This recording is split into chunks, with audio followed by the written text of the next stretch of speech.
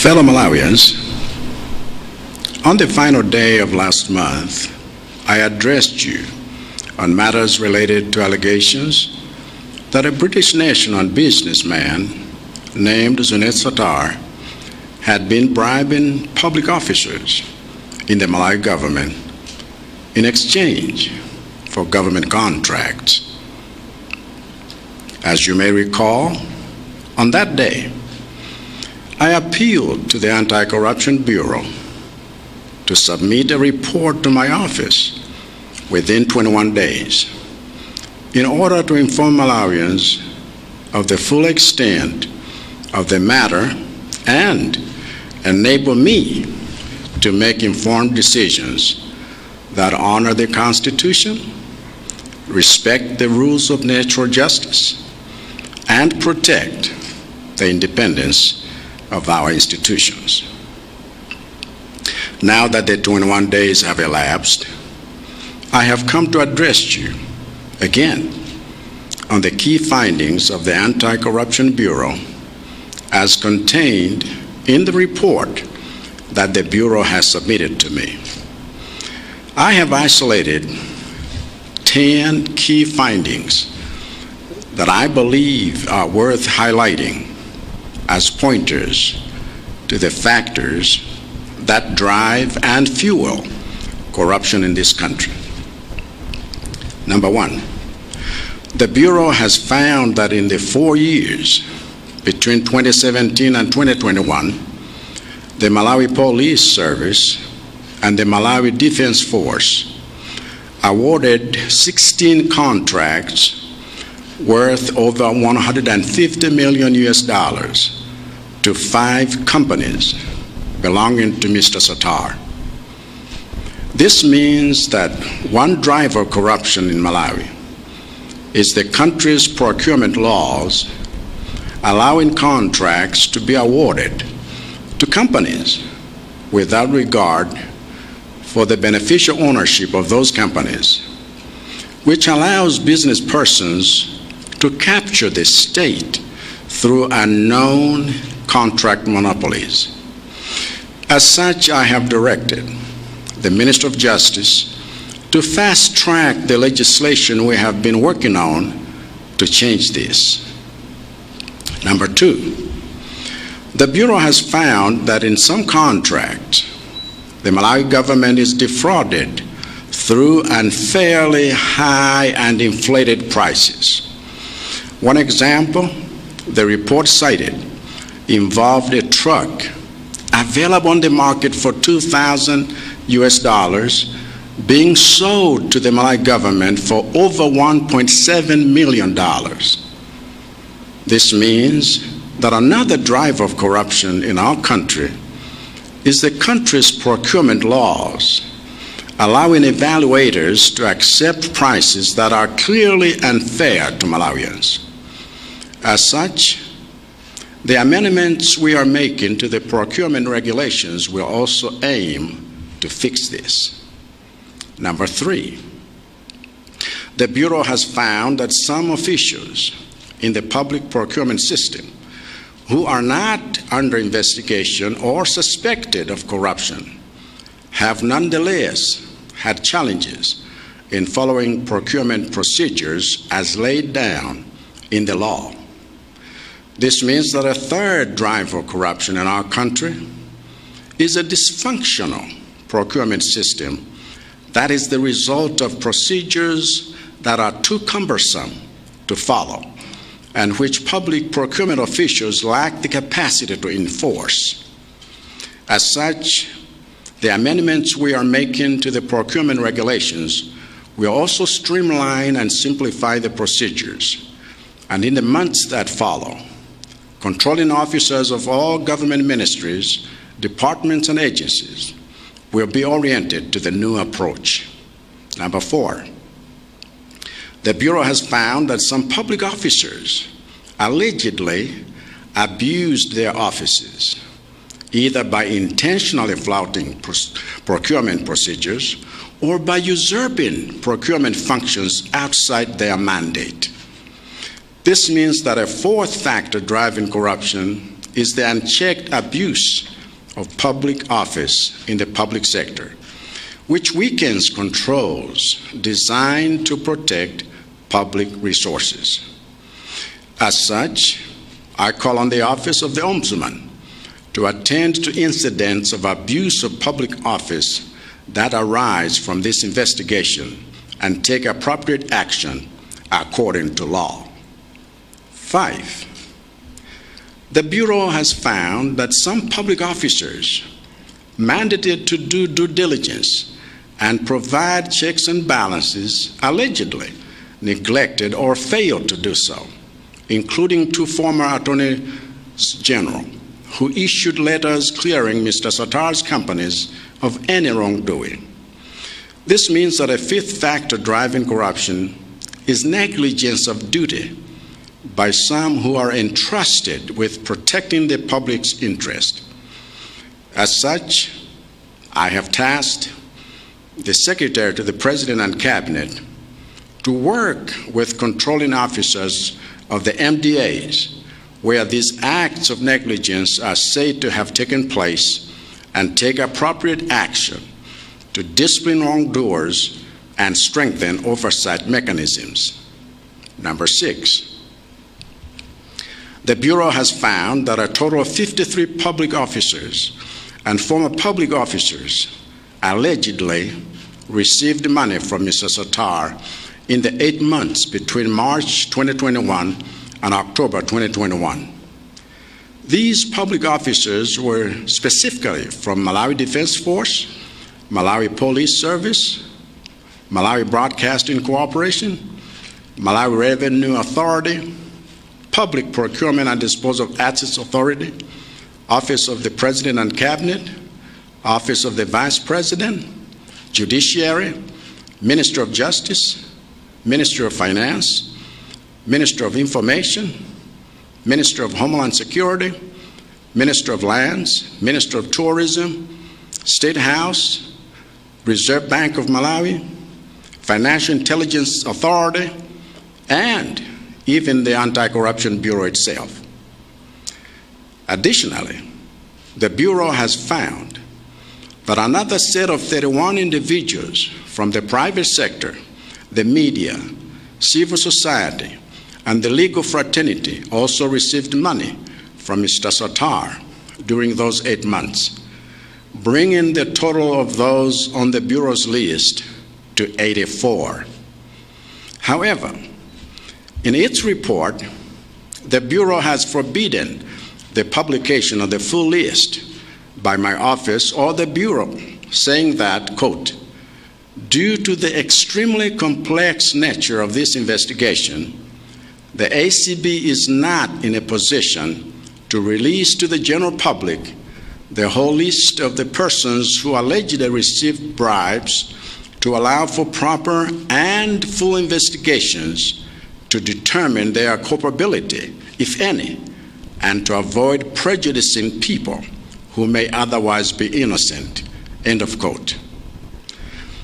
I'll tell you my view on the publication of the report shortly, but for now, I believe it is important for me to inform you that apart from the Vice President, whose alleged involvement was already made public 3 weeks ago, no member of my cabinet appears on the Bureau's list of 84, nor does anyone currently working in the office of the President and Cabinet.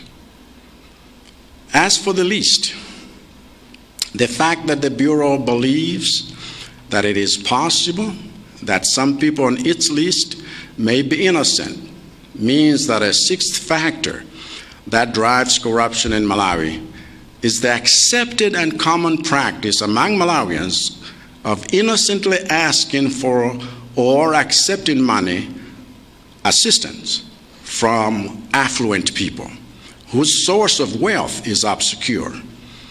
As such, I have directed the Minister of Justice to work with my office in reviewing the Malawi Public Service Regulations and ensure that they are amended accordingly to require all public servants, without exception, to declare any gifts they receive above a certain value from business persons. My office will also work with the Office of Public Officers Declaration to enable that office to enforce this standard across all MDAs and remove any emerging conflicts of interests. Number 7, the Bureau has found that among the 84 individuals who allegedly received money from Mr. Sattar in 2021, there are 13 that the Bureau says have been extensively investigated to the point of concluding that they conducted themselves corruptly in dealing with the businessman. And 4 of the 13 hold offices over which I have some constitutional powers, namely the Vice President, the Inspector General of the Malawi Police Service, the Chief of Staff for State Residencies, and the Chairperson of the Public Procurement and Disposal of Assets Authority. Let me address my decision regarding these 4. First, the Bureau's report states that it has recordings of telephone conversations between the Inspector General and Mr. Sattar, allegedly discussing procurement deals and kickbacks. The description of how the IG seems compromised is clear in the report, and so I have decided to remove him from office on that basis.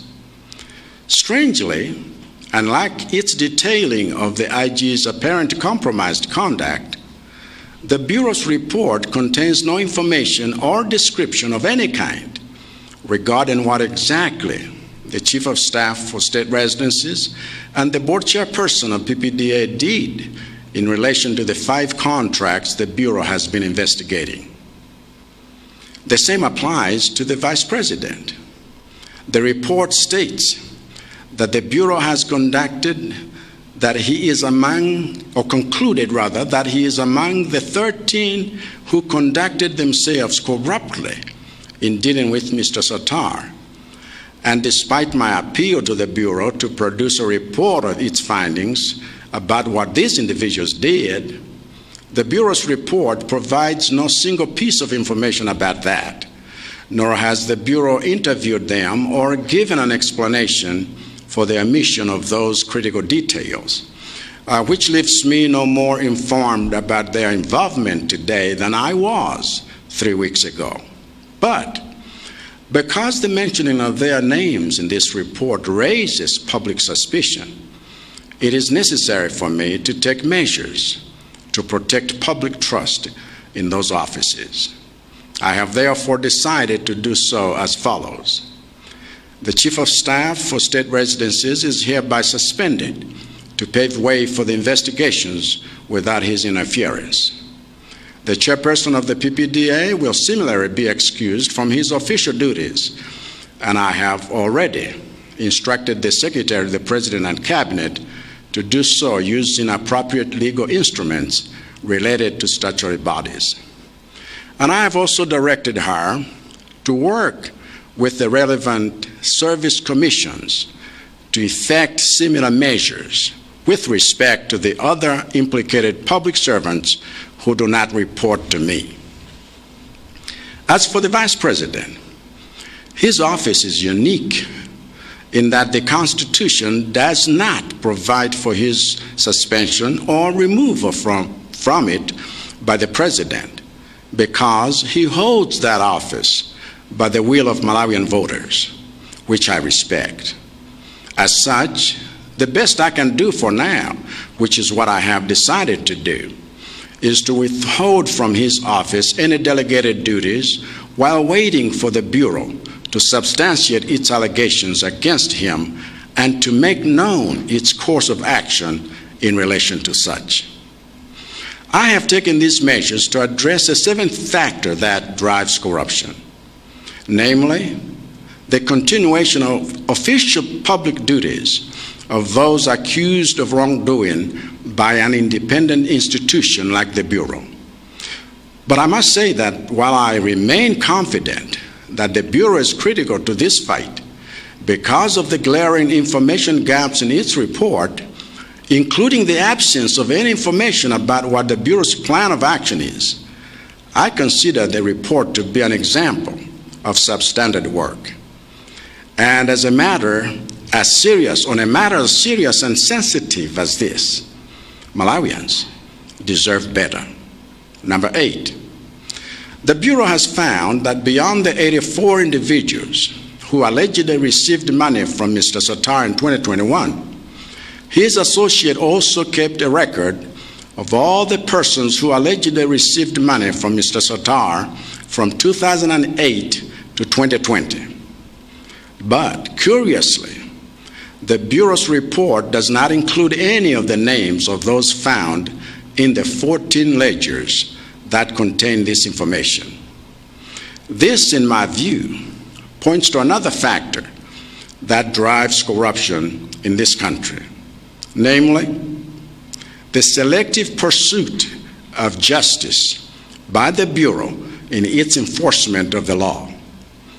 If the Bureau has evidence that Mr. Sattar has been corrupting government officials since 2008, and if I request a report that would enable me to tell Malawians the full extent of the matter, I find it bizarre that for the Bureau to leave out the names of those from the list, of at least the first 12 of the 13 years in which the corruption allegedly happened. That kind of selective justice is a clear signal to those who practiced corruption in the past that the seriousness of their crimes against Malawians are based not on the laws they broke or the harm they caused to this country, but on the whims of the Bureau, and that has to change. Number 9, the Bureau has found that the information recorded in the 14 ledger books confiscated from Mr. Sattar's associate includes donations to politicians from all major political parties in the country. This means that Ms. Chizuma was right when she recently said that another major factor that fuels corruption in the country is the advanced capturing of political parties before they get into power, done by business persons whose donations may not have been declared to the Registrar of Parties in accordance with the Political Parties Act. As such, my office will give the Registrar's Office any support it needs to investigate the political donations found in those ledger books, and to take appropriate action against affected political parties for any undeclared donations. Number 10, lastly, there is the question of whether this report should be made public. When I appealed to the ACB to furnish me with this report within 3 weeks, it was based on section number 4 of the Corrupt Practices Act, which states that the Bureau's, quote, director shall submit reports to the President and to the Minister regarding the general conduct of the affairs of the Bureau, end of quote. However, upon reading the report, I learned from the Bureau that they had also shared the report with the Chief Justice and the Speaker of Parliament. I find this decision by the Bureau irregular for 4 reasons. Firstly, because it dishonors the principle of separating the powers of the executive branch, to which the Bureau reports, from the powers of the judiciary and the legislature, which exist for different functions. Secondly, I find it irregular because I know no law that authorizes the Bureau to submit reports to the heads of the legislature or the judiciary for private use. Thirdly, I find it irregular because the Bureau already stated in the report that it cannot release the list of individuals implicated by the report to the public to avoid prejudicing people who may otherwise be innocent. And yet the same Bureau has already gone ahead to release the report to 2 other public offices that are not bound by any law to keep it confidential.